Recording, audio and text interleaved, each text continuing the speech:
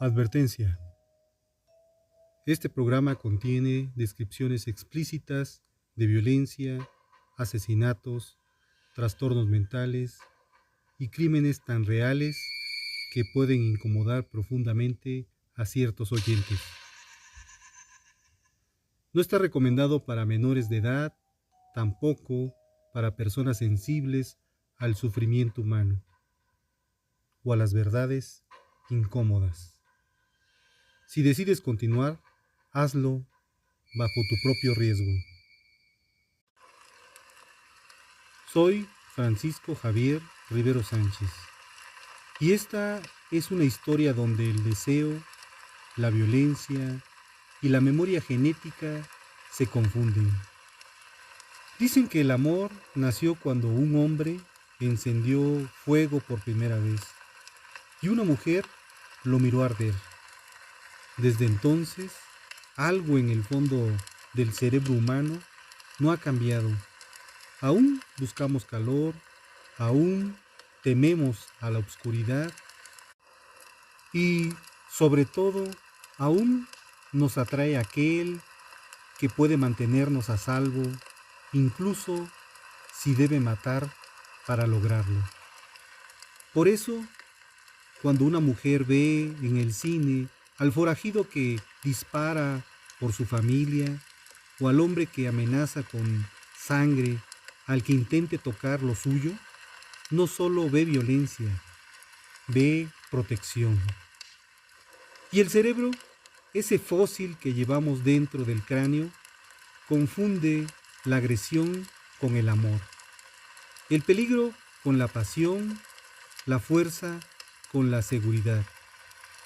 Y así nació el mito del hombre primitivo, el que domina, el que decide, el que no pide permiso, el que hace temblar y tranquiliza al mismo tiempo. Lo más perturbador no es que exista ese tipo de hombre. Lo verdaderamente inquietante es que miles de años después aún siga siendo deseado.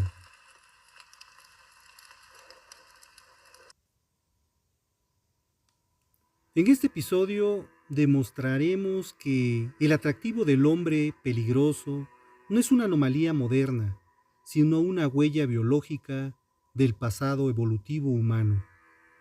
La mujer, de forma inconsciente, responde a patrones cerebrales heredados de la era primitiva, donde la supervivencia dependía de emparejarse con el varón capaz de proteger, dominar y garantizar alimento y refugio.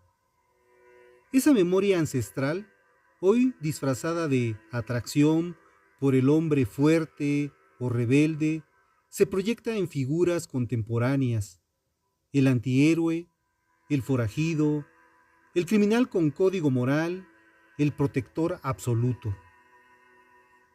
En este episodio exploraremos cómo esa programación se ha filtrado en la cultura, en el cine, la psicología del deseo y, finalmente, en la criminología, a través de fenómenos como la hibristofilia, atracción por criminales, y el sistema hipergámico y la erotización de la violencia controlada.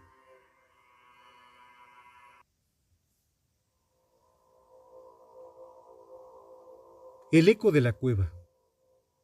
Hay un sonido que ningún cerebro humano ha olvidado: el crujir del fuego en la oscuridad. En aquella primera noche del mundo, cuando la tierra aún olía a sangre fresca y miedo, el hombre primitivo descubrió que el calor podía vencer a la sombra. A su lado, una mujer lo observa. No lo amaba, aún lo evaluaba.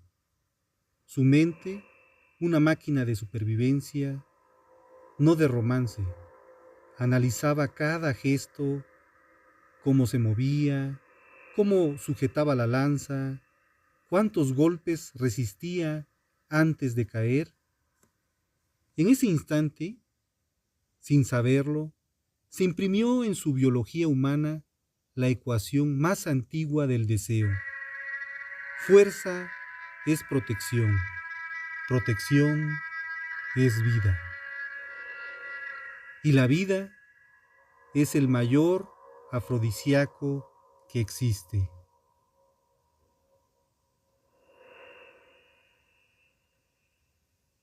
Aquel hombre no hablaba de amor ni de empatía, hablaba con actos.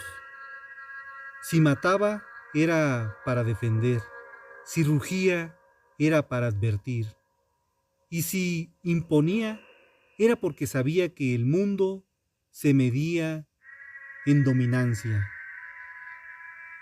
En ese código genético, en esa programación emocional que aún corre por nuestras venas, el peligro se convirtió en una forma de ternura. Miles de años después, cuando una mujer ve en el cine al pistolero del viejo oeste, al mafioso que promete venganza o al padre que jura matar por su familia, su cerebro ancestral despierta. No es una decisión consciente, es una respuesta evolutiva, una chispa eléctrica en la amígdala que dice, él podría protegerme del caos. Por eso, el hombre bueno, el hombre sensible, el correcto, el que pide permiso antes de mirar, no activa el mismo circuito, no representa peligro, y donde no hay peligro, no hay tensión, ni dopamina, ni deseo. Esa es la raíz del mito. El hombre violento como símbolo del poder, de supervivencia, de masculinidad trascendente. El cavernícola con corbata que aún busca en cada conquista reproducir el mismo ritual, dominar, proveer, asegurar. Lo inquietante no es que esa programación exista. Lo inquietante es que seguimos adorando al fuego, aunque ya no tengamos frío. A continuación hablaremos de la seducción del peligro, donde exploraremos cómo el cerebro humano mezcla adrenalina, miedo y deseo para construir la fascinación por el hombre indomable.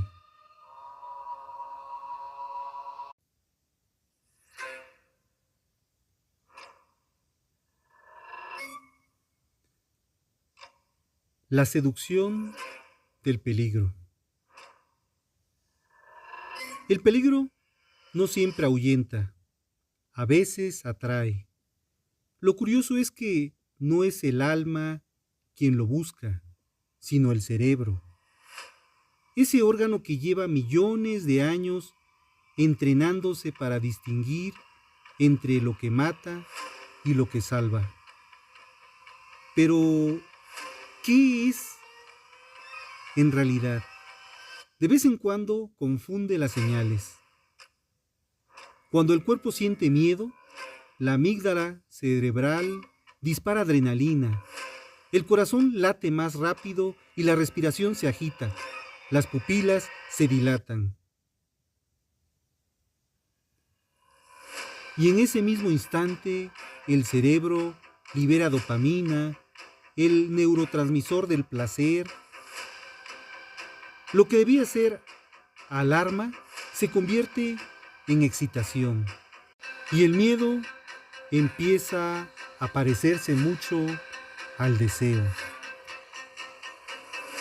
Por eso las mujeres que ven a un hombre peligroso, no necesariamente violento, sino capaz, siente una chispa que no proviene del alma romántica, sino del cerebro reptiliano. Ese antiguo circuito que desde la cueva le enseñó a identificar al macho alfa, al fuerte, impredecible, al dominante. Su proximidad activa la sensación de amenaza, pero al mismo tiempo la promesa de protección. Peligro más control igual a atracción. Un cóctel biológico que no entiende de moral.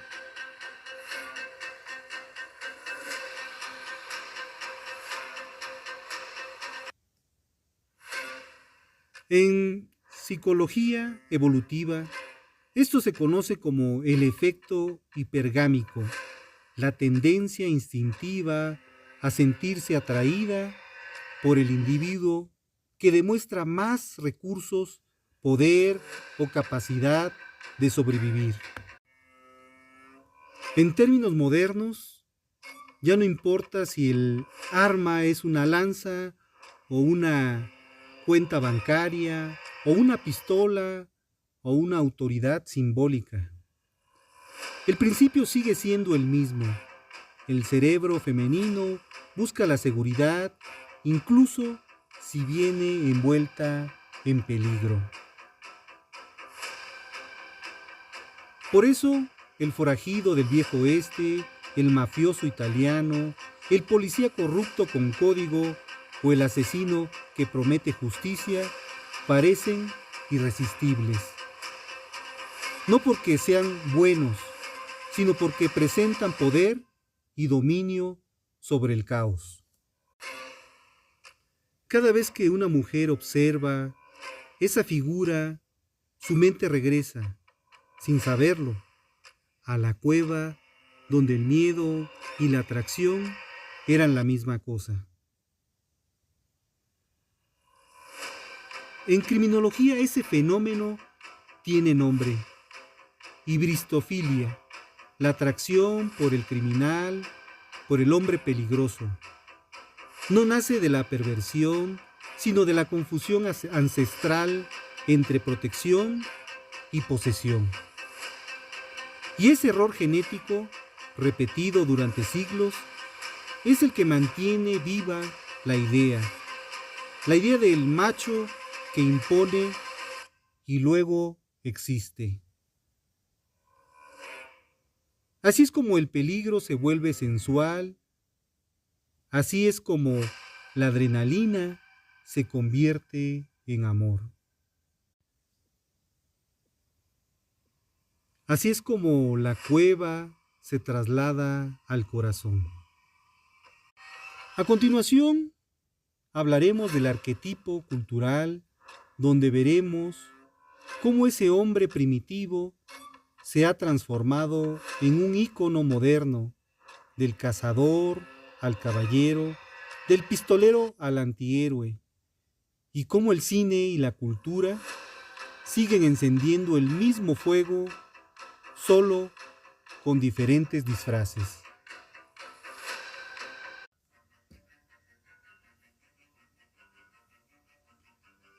El arquetipo cultural. El hombre primitivo no desapareció. Aprendió a usar traje. Lo vemos todos los días en las películas, en los noticieros, en los discursos heroicos que prometen proteger a toda costa. Cambió la lanza por una pistola, la cueva por un hogar, el fuego por una idea, la de justicia. Pero la esencia sigue ahí, la mirada que no tiembla, la voz que ordena, el gesto que dice: yo decido quién vive y quién muere, si de los míos se trata.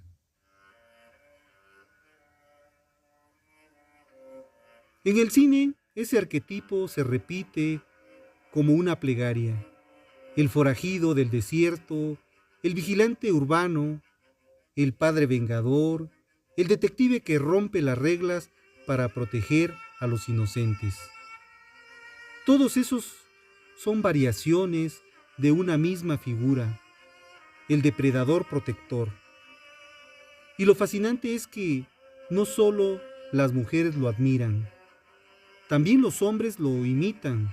porque encarnan algo que la civilización les arrebató, la sensación de tener control sobre el miedo.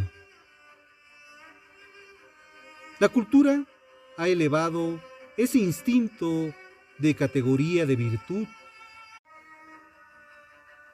En el viejo oeste, el pistolero que mata por honor se convierte en leyenda. En las telenovelas, el capo que protege a su familia se vuelve romántico. En el cine moderno, el asesino que defiende a un niño es el nuevo santo de la moral gris.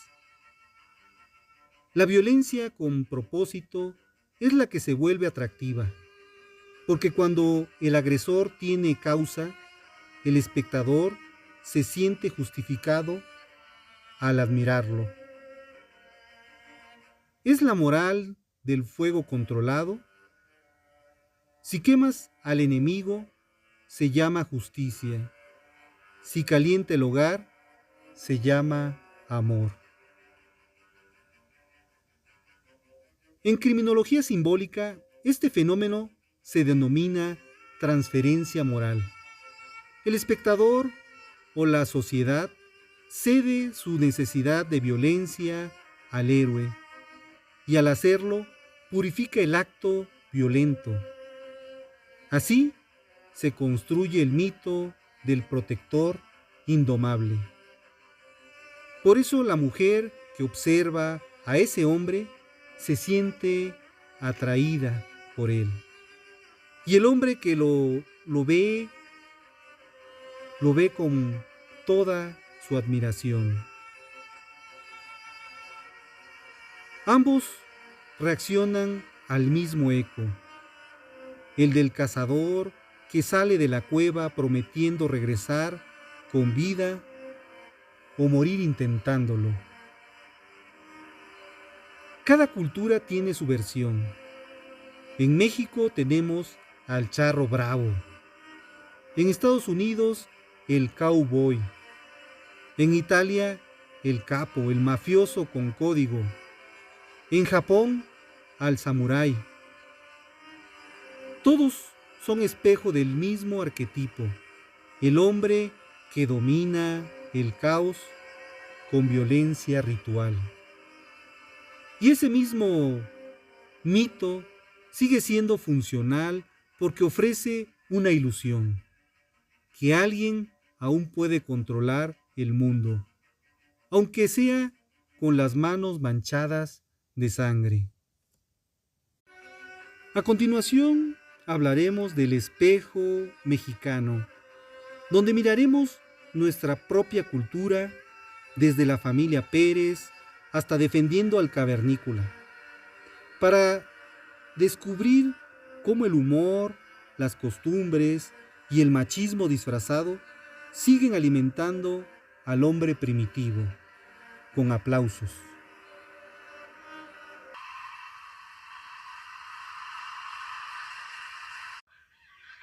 Muchas gracias por haber venido, papá.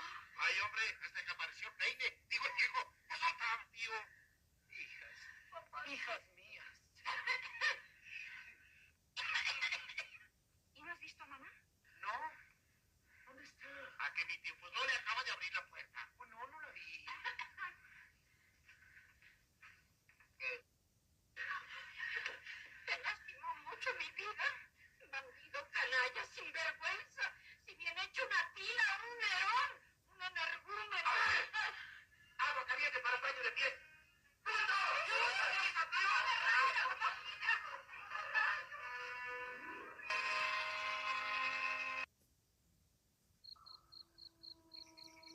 El espejo mexicano.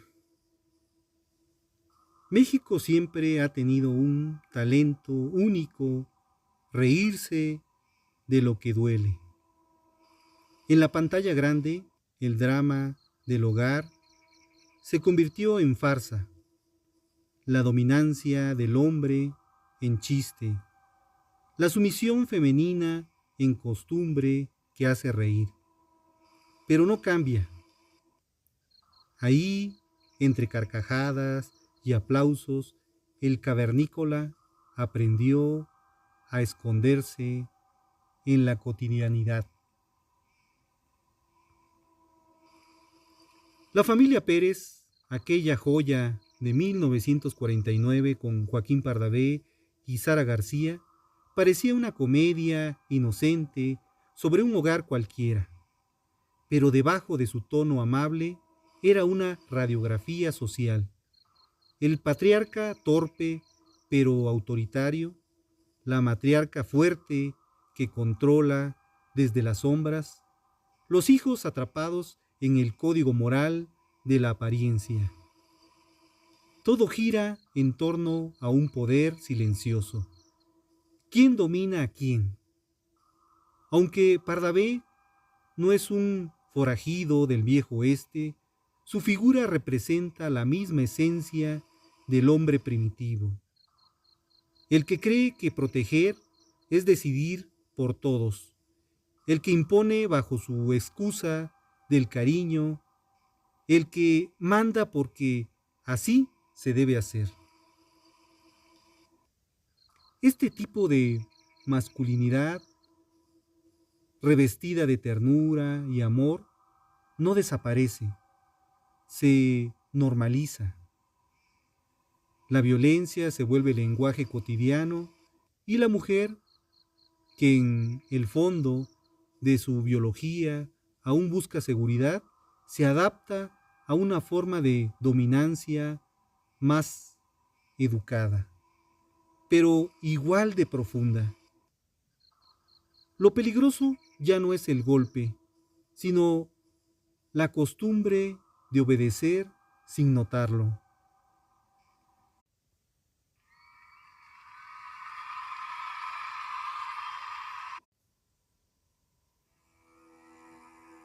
Décadas después, el escenario mexicano volvería a encender esa llama en clave de humor con la obra de teatro Defendiendo al Cavernícola, monólogo eterno de César Bono.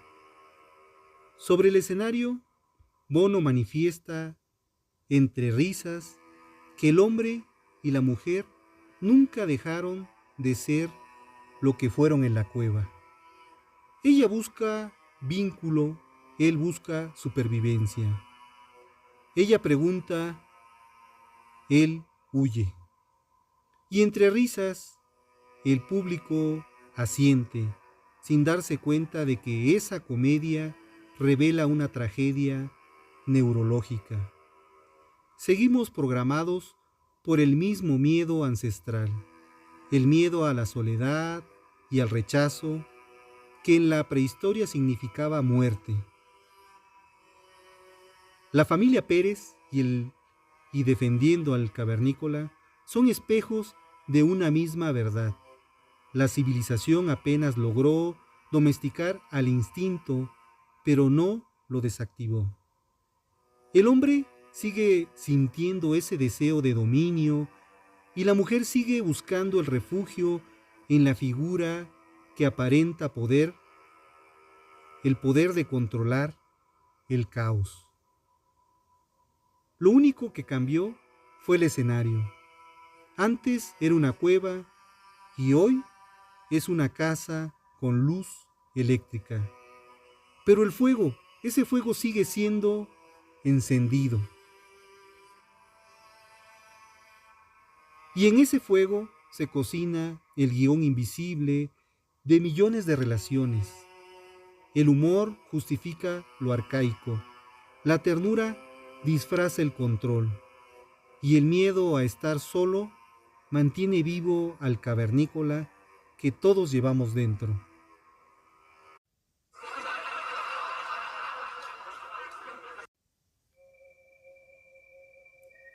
A continuación hablaremos de la hibristofilia y el mito del criminal deseable, donde cruzaremos la frontera entre la comedia y la obscuridad, cuando ese deseo por el hombre fuerte se vuelve atracción por el hombre peligroso y el amor se confunde con el delito.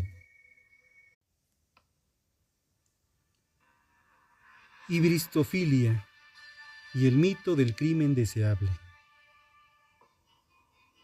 Hay cartas que nunca deberían haberse escrito, firmadas con perfumes, corazones dibujados en nombres, dirigidos a hombres que mataron, mujeres que escriben a prisiones de máxima seguridad para decir: eres inocente, yo te entiendo, yo te amo. El fenómeno tiene nombre clínico: ibristofilia.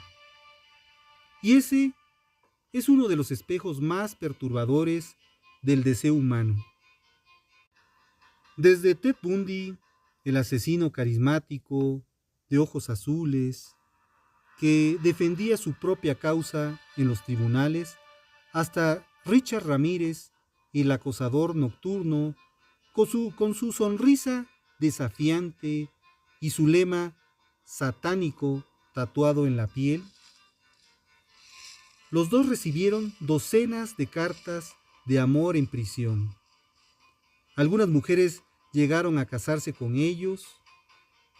¿Qué despierta ese deseo por el verdugo? ¿Qué parte del cerebro confunde al asesino con el protector? En términos neuropsicológicos, la ebristofilia es una desviación del mismo circuito que analizamos antes, la función entre peligro y poder. En el inconsciente femenino, el criminal representa la versión extrema del valor dominante, aquel que no solo impone su voluntad sobre el entorno, sino sobre la vida misma. Es el depredador que ya no caza para sobrevivir, sino para sentirse Dios. Y esa figura tan repulsiva como magnética activa en algunas mujeres un reflejo ancestral. Si no puedo domesticarlo, si me elige, estaré a salvo del mundo. El cerebro, sin moral ni ética, solo lee señales: fuerza, control, impunidad. La amígdala no distingue entre héroe o monstruo, solo detecta quién puede mandar sobre el miedo. Esa confusión neurológica heredada de la era primitiva es la que hoy llena las cárceles de cartas y las redes de comentarios que dicen: qué guapo se ve el asesino. La biología, en su ironía cruel, no entiende de leyes. Los medios lo saben. Bundy fue presentado como inteligente y encantador. Manson como el profeta maldito. Ramírez como el vampiro irresistible. La prensa convirtió la psicología en espectáculo y el público confundió el magnetismo con el amor. La cultura del deseo, la fascinación por el malo atractivo, es el último disfraz del hombre primitivo, el cazador que ya no busca carne, sino atención. La ibristofilia no es amor, es adoración del poder absoluto. Es la prueba de que aún existe en el fondo del alma humana una zona donde el mal no asusta, sino que seduce. Y esa zona es donde la criminología se encuentra con la biología del deseo. A continuación hablaremos de la psicología criminológica, donde descifraremos al verdadero monstruo, el que no mata por hambre, sino por defensa, sino por necesidad interior. Y entenderemos por qué la línea entre el protector y el psicópata es más delgada de lo que parece.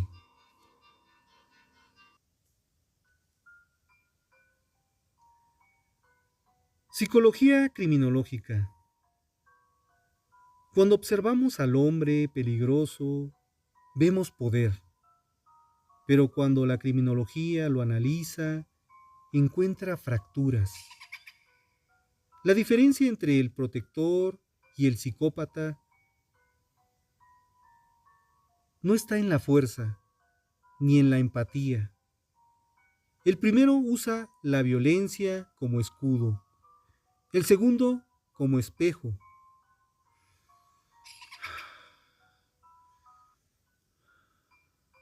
Los estudios de Alfredo Velasco Cruz y Enrique Carbonell, Ángela Beleña, coinciden. El psicópata instrumental no siente culpa, ni remordimiento, ni emoción real por el otro. Aprende a imitar el afecto como quien aprende un idioma para sobrevivir. Detrás de su mirada firme hay una arquitectura vacía, diseñada para dominar y mantener el control. Ese control que el público confunde con fuerza. Es, en realidad, una compulsión por no sentirse insignificante. La psicología criminal distingue entre dos impulsos: el instinto protector, propio del cavernícola moral, aquel que mata por defensa o territorio, pero que no puede amar. El instinto depredador, propio del cavernícola vacío, que necesita el miedo ajeno para sentirse vivo. Ambos nacen del mismo fuego, pero uno calienta y el otro consume. El error cultural y biológico es confundirlos, porque el psicópata sabe representar al protector. Sabe que cuando sonríe, cómo mirar, cómo comprender que todo lo que hace, lo hace por amor. En realidad no protege, posee, y no ama, controla. Desde la teoría criminal de Velasco, el modus operandi del psicópata siempre responde a una lógica. La lógica del dominio. Matar no es un fin, sino una reafirmación del yo. La violencia no se usa para resolver, sino para existir. Y eso lo convierte en un espejo aterrador de nuestro instinto primitivo. Lo que alguna vez fue necesidad de supervivencia, hoy se volvió necesidad de control emocional.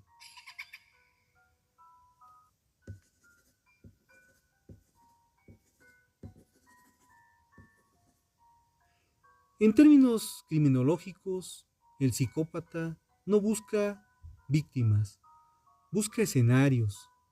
Cada relación es una jaula donde puede interpretar su papel de Dios. Por eso las mujeres se acercan a ellos, como en los casos de Bundy o Ramírez.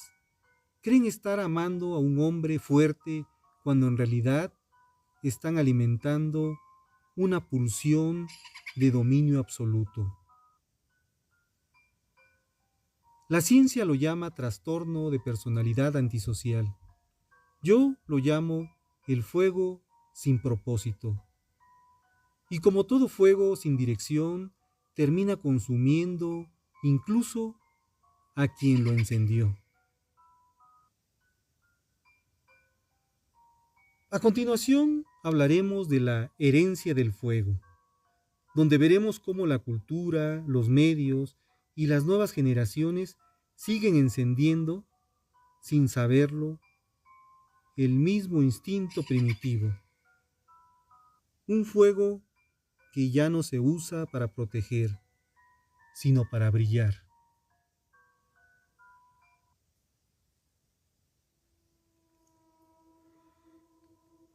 La herencia del fuego. El fuego ya no está en las cavernas, arde en las pantallas. Lo encendemos con un clic, lo alimentamos con likes y lo veneramos cuando ilumina nuestros rostros cansados.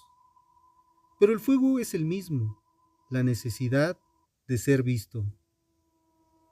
En el principio, el hombre cazaba para que lo recordaran. Hoy posa para que lo admiren. En redes, el arquetipo del depredador protector sigue vivo, solo que con otro disfraz. Es el influencer que presume dominio, el político que promete poner orden, el actor que confunde rudeza con virilidad. La cultura sigue premiando al hombre que impone, no al que comprende. Seguimos creyendo que el control es el amor y que la fuerza es virtud. Esa herencia es peligrosa porque normaliza la violencia ritual.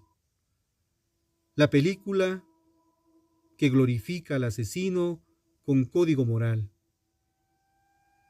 Y el corrido que exalta al hombre armado. La telenovela que llama pasión a los celos. Son ecos del mismo fuego, la fascinación por el dominio. Y no se trata de moralizar, se trata de entender que la evolución biológica no avanza tan rápido como la tecnología, que el cerebro que hoy navega en Internet es el mismo que temía morir en la oscuridad de las cuevas. Por eso busca seguridad en figuras de poder, por eso sigue asociando agresión con confianza y control con protección. Cada generación cree haber superado al cavernícola y cada generación lo reencarna. En los líderes, en los ídolos, en los amantes. Pero el fuego, ese impulso de dominio, solo cambia de recipiente. Antes era una antorcha, hoy es una pantalla. Antes era territorio, hoy es narrativa. Antes matábamos para sobrevivir, hoy publicamos para no desaparecer. El instinto no muere, se cosifica. Y mientras no comprendemos que el verdadero poder está en el autocontrol, seguiremos quemándonos con la misma llama que un día nos salvó.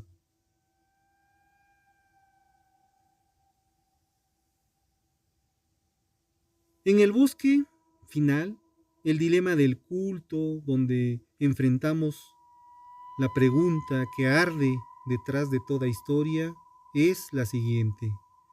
¿Puede la humanidad admirar la fuerza sin volver a amar la violencia?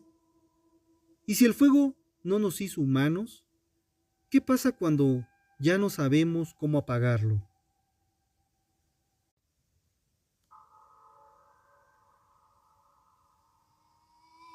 He pensado mucho en ese fuego, el que ardía en las cuevas, el que ardió en los ojos del pistolero, el que aún arde en las pantallas.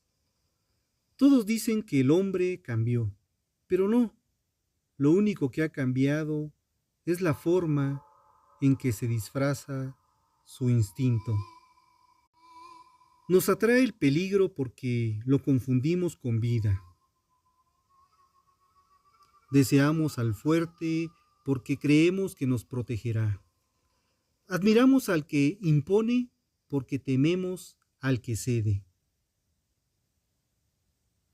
Y en esa cadena ancestral seguimos repitiendo la misma oración que los primeros humanos pronunciaron junto al fuego.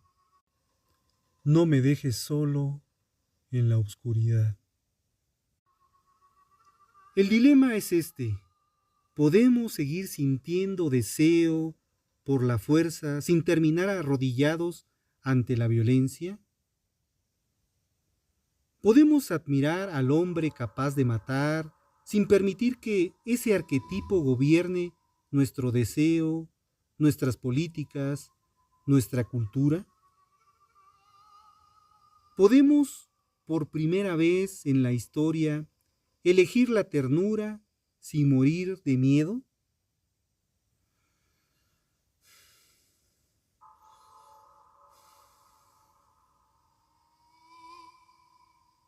Tal vez el verdadero salto evolutivo no fue aprender a encender el fuego, sino aprender a no usarlo. Tal vez la civilización empiece el día en que dejemos de confundir poder con seguridad y miedo con amor. Porque sólo entonces el hombre primitivo dentro de nosotros podrá por fin dormir.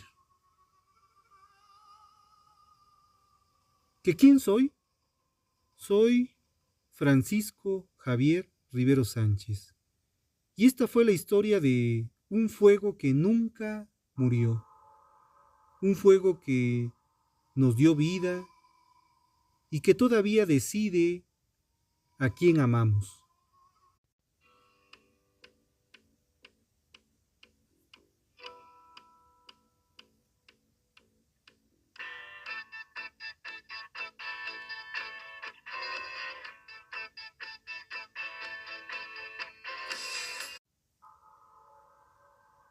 No todas las brasas son del infierno. Algunas solo están esperando que alguien les enseñe a calentar sin quemar. Y este fue el podcast de Un asesino entre nosotros. Yo soy la voz del podcast, Francisco Javier Rivero Sánchez. Y este episodio fue El hombre primitivo. Escucha, analiza y recuerda.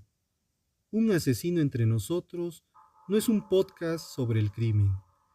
Es un espejo sobre lo que somos capaces de hacer.